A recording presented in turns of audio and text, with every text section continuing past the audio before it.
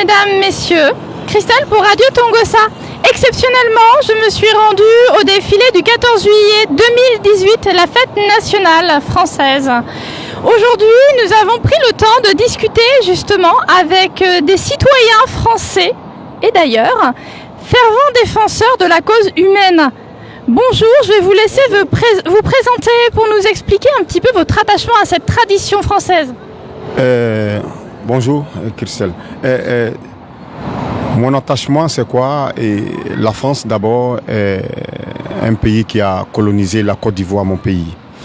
Et la colonisation nous a rapporté beaucoup de choses. Et on a été éduqué dans ce sens. Et aujourd'hui, bon, ça fait plaisir de me retrouver dans cette fête aujourd'hui en France, cette fête nationale. Voilà.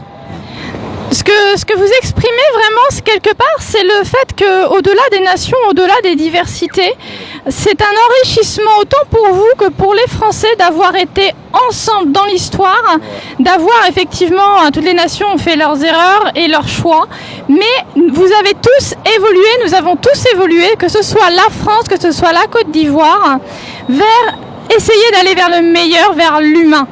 Quelque part, c'est ça que l'on ressent chez vous. Pour vous, c'est important d'être là le 14 juillet, quasiment tous les ans, à ce que j'ai compris? Voilà, puisque le combat qui mène la France est beaucoup humain. Alors, c'est une manière aussi pour moi, pour les soutenir dans les combats qu'ils mènent,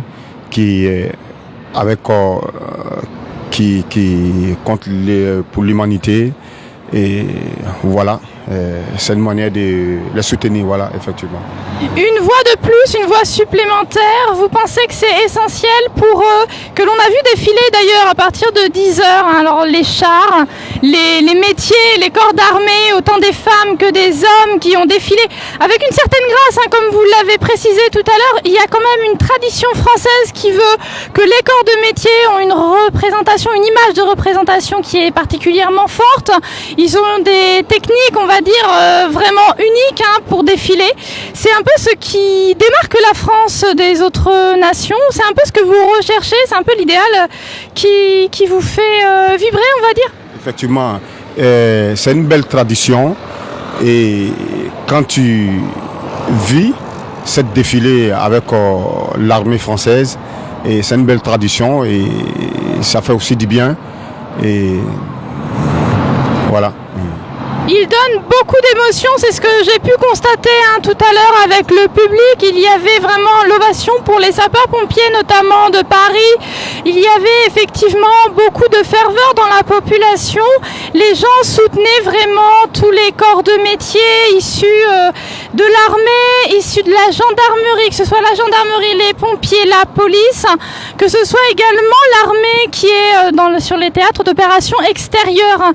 Donc pour vous, même sur ces théâtres d'opérations extérieures, on a un soutien pour vous, cette voix supplémentaire, cette présence que vous faites aujourd'hui au 14 juillet, d'être là pour les voir défiler, les voir, on va dire, faire cette démonstration de leur savoir-faire, de leur savoir-être également, parce que la gendarmerie, les pompiers, c'est aussi un savoir-être, un état d'esprit particulier, un état d'esprit profondément humain, n'est-ce pas, avec des valeurs, des vraies valeurs.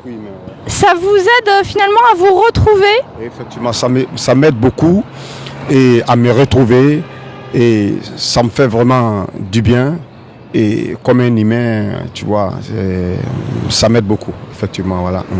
Donc ça vous guide au quotidien, quelque part, ils sont une image rassurante pour vous? Parce que vous les connaissez depuis quasiment toujours maintenant, ça fait très longtemps que vous connaissez ces traditions-là. Oui, cette tradition, je le connais depuis longtemps. Depuis en Côte d'Ivoire, je le suis en direct à la télévision. Et quelquefois, quand j'étais jeune, je suivais à la télévision et je me retrouve aujourd'hui en face. Ça devient encore plus. Donc, je vis ça encore plus. C'est une tradition vraiment incroyable, mais c'est ça, c'est une réalité. Ouais.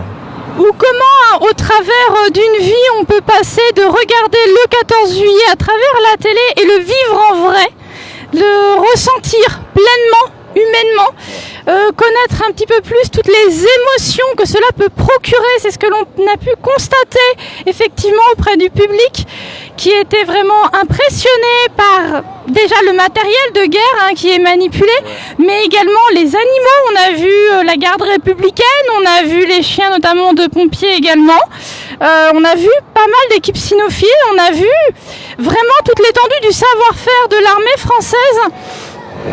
Pour vous, c'est une symbolique qui doit persister, c'est une symbolique pour laquelle justement tous les pays, vous venez de Côte d'Ivoire, vous l'avez toujours vécu, c'est quand même très beau de se retrouver des années après à le voir en vrai. Ces idéaux humains qui sont très forts dans ces métiers du quotidien qui sont exposés, vous pensez vraiment que c'est important de les soutenir et de les remercier chaque jour quelque part? Oui, c'est très important parce que le combat que la France mène, c'est un combat humain.